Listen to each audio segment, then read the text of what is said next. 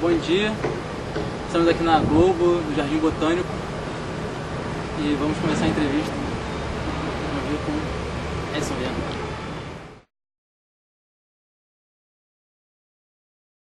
Rapaz, na verdade eu não escolhi num primeiro momento. Eu entrei na faculdade, eu estudei na PUC, e lá a gente fazia 3 períodos de ciclo básico e só escolhia no quarto. Muito anteriormente eu até chegava a cogitar, mas eu entrei na verdade com foco em publicidade. Na verdade a minha então namorada e atual esposa foi fazer publicidade, enfim, a gente foi estudar junto, ela acabou indo para a ECO, eu fui para a PUC. Só que no meio do processo eu comecei a ver coisas que me levaram a gostar mais de jornalismo. Assim, eu vi que a publicidade não era muito a minha praia, além do mercado também ser um pouco difícil. E aí eu me lembro até hoje, assim, no dia que eu estava preenchendo o formulário em casa, eu falei, quer saber? Botar jornalismo, vamos ver o que o bicho dá. Não foi uma escolha assim, super, nossa, que eu sonhei desde pequeno, não foi. Foi uma coisa que eu fui escolhendo no processo, assim.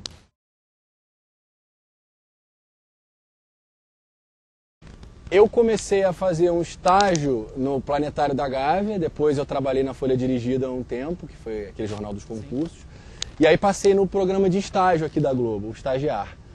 E aí a gente fez um processo longo e tal, e só que inicialmente também eu, num acesso de humildade, quando eu fui preencher, eu falei, não, eu quero o Jornal Nacional. Eles iam escolher equipes para o esporte, para a Globo News, para o Jornal Nacional, para o Bom Dia Brasil e para a Editoria Rio, que é o RJTV, enfim. Eu falei, não, Jornal Nacional. Aí, quando eu cheguei na última etapa, que era a entrevista individual, a Valéria, que era do RH da Globo, a Valéria Lobianco, nunca vou esquecer o nome dela, ela virou e falou, olha, você passou na última etapa, vai para a entrevista, mas você não quer fazer para o esporte? Eu falei, olha, eu vou fazer para onde você achar melhor. Se você acha que é isso, e ela talvez tenha sido o anjo que me encaminhou para o lugar certo, porque hoje eu não me imagino fazendo outra coisa, assim, trabalhar em outra área do jornalismo. Acabei eventualmente depois fazendo matéria para o Jornal Nacional também, então acabou que deu tudo certo, mas o meu começo até chegar no esporte foi assim.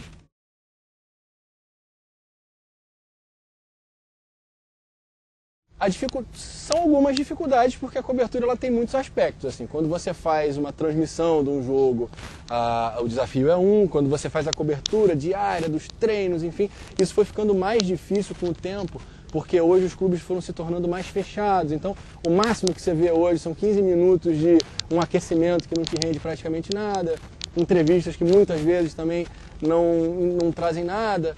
Então você tem que buscar algum caminho para a matéria que não dependa exclusivamente daquilo ali. Você vai com uma pauta, com uma coisa mais aprofundada. Principalmente também porque com o advento dessas novas tecnologias, a pessoa talvez no Globo Esporte do dia seguinte, não é onde ela vai ver que o cara se machucou, que o cara não vai jogar e tal. Ele já viu na internet, já viu no rádio isso.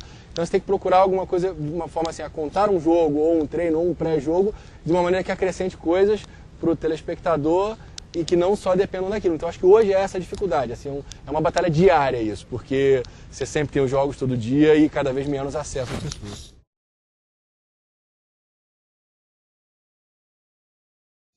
Foi meu primeiro evento internacional, que foi o Rally Dakar, que saiu de Portugal e foi até o Senegal, que a gente tinha que dormir em barraca embaixo de asa de avião, tinha que ficar sem tomar banho no meio do deserto do Saara, mandando matéria todo dia, num período pré-internet, em que a gente tinha um horário de satélite que era que invariavelmente às 15 para as 6 da tarde a gente tinha que chegar com a nossa fitinha lá para entregar e mandar, porque senão perdeu, não ia. Então assim, o desafio logístico desse talvez tenha sido o maior.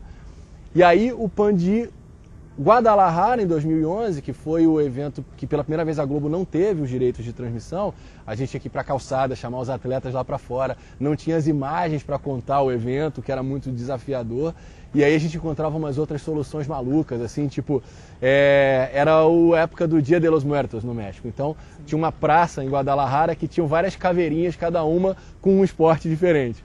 Então a gente ia falar da natação, eu gravava uma passagem do lado da caveira nadando e falava que o César Cielo ganhou uma medalha. Entrava uma arte. Uma outra matéria, a gente foi para um restaurante que prometia 1 ano de refeições grátis a quem conseguisse comer um prato que eles diziam que era o mais apimentado do mundo, o Los Chilaquiles. E aí tinha um quadro lá com o Hall da Fama de quem conseguia. E aí a gente ia lá, gravava as pessoas, eu experimentei, era um horror, evidentemente, e aí colocava os resultados de brasileiros nesse Hall da Fama. Assim, a gente ia dando umas saídas pelas tangentes, assim, para conseguir contar sem mostrar.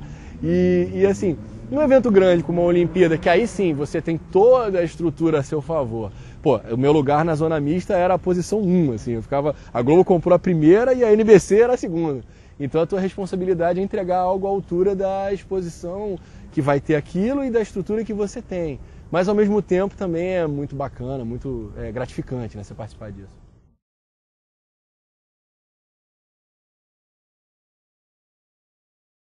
Em 2016, a final olímpica do vôlei de praia, assim, que você, pô, tá ali, entrevistar uma dupla brasileira, o Alisson e o Bruno, que acabaram de ganhar uma medalha de ouro numa Olimpíada na sua cidade, tinha chovido demais, assim, e essa foi muito marcante para mim, porque foi uma cobertura que eu dividi com o Guilherme Marques, um amigo muito querido que estava no avião da Chapecoense. Então, assim, foi a última cobertura que a gente dividiu junto, eu tenho uma foto, assim, a gente saindo daqui, eu até postei depois, nós dois, ele terminando a matéria do Bom Dia Brasil e eu acabei fazendo a do Globo Esporte, e a gente mostrando as matérias, os papéis, assim, né, com as matérias, finalmente acabou e tal. Então foi uma cobertura emocionalmente muito legal pra gente, assim. A Copa do Brasil e a Copa da Rússia também, mas eu acho que a final olímpica ali do vôlei de praia foi muito marcante pra mim.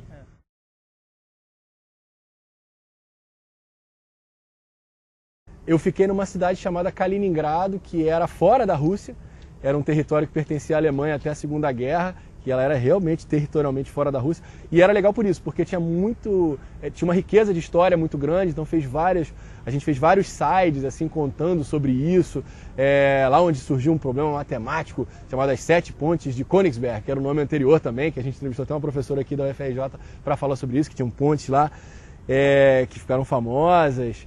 Então isso foi legal. O lado do russo, a gente tinha uma produtora local que era brasileira, que era a nossa tradutora, então a gente não sofreu muito com isso não. Porque se virar com o inglês lá não adiantava muita coisa não. E eu peguei jogos muito bacanas, assim, eu peguei um Inglaterra e Bélgica, que apesar de já não ser o final da fase de grupos ali, foi bacana, não valeu muito, mas foi legal de história. Teve um Sérvia e Suíça, que na Suíça tinham jogadores de origem kosovar que fizeram protestos depois de fazer gols lá, então a gente fez uma matéria para o Jornal Nacional puxando por esse lado político, que acabou sendo muito legal. Teve jogo do grupo do Brasil também, teve um Croácia e Nigéria, então eu acabei passando pelo time que chegou à final. Então foi uma sede muito legal, assim, foi uma experiência bacana.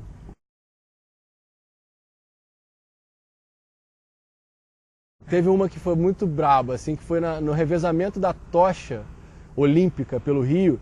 Eu segui alguns dias, e aí o dia que ele passou pelo Rio começou já muito difícil, porque era uma época de muitos protestos políticos, e aí quando foi para a parte da Baixada Fluminense, a gente entrou já com muita gente, tinha muito alvoroço, e em alguns momentos eles precisavam interromper o revezamento e pular para a fase seguinte, porque estava muito complicado.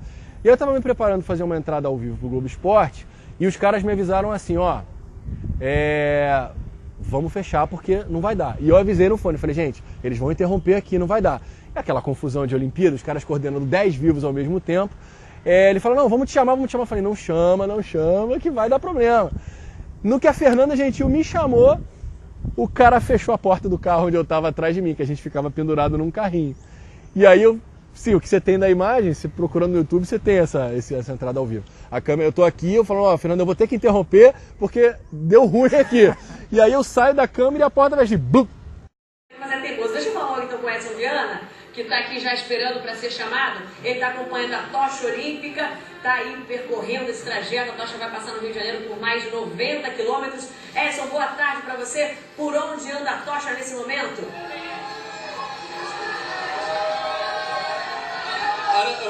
Muito boa tarde, Fernando. Olha só, a gente está em Duque de Caxias.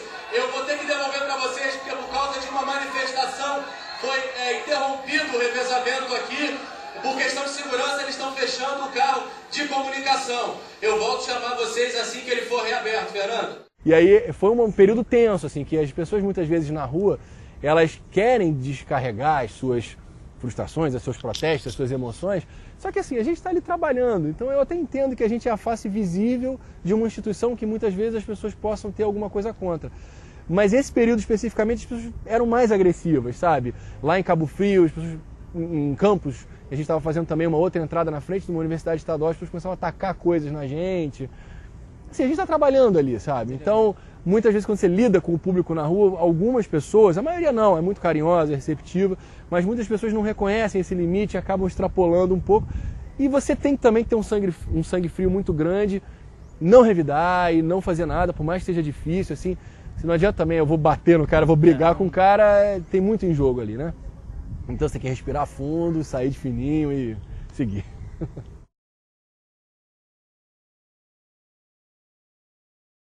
A gente tem alguns profissionais aqui que são inspiração pra gente o tempo inteiro, né?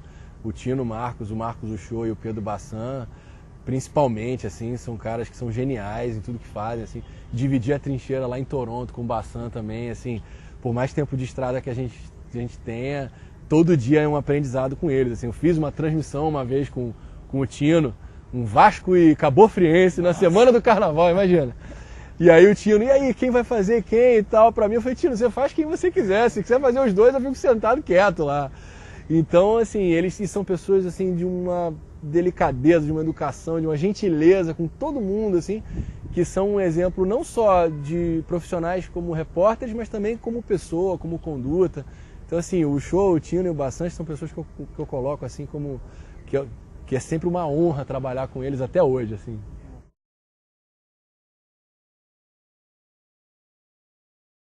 Olha, eu diria para os futuros repórteres que a profissão ela é apaixonante, é algo que dá muito prazer, mas que você passa assim 90% do tempo fazendo coisas que são chatas, que são difíceis, que não dão prazer nenhum, mas esses 10% fazem tudo valer a pena. Quando você está lá numa Copa do Mundo, quando você está numa Olimpíada, quando você está até aqui mesmo fazendo uma reportagem que seja do campeonato mais irrelevante, mas tem uma história humana bacana e você vê aquilo e você recebe uma mensagem como a que o Felipe me mandou, assim, que você nem imagina que tem alguma pessoa que está lá olhando, que está vendo o seu trabalho e que gosta, é a parte que faz valer a pena. Então assim, não desistam porque é difícil, é chato, mas que vale muito a pena.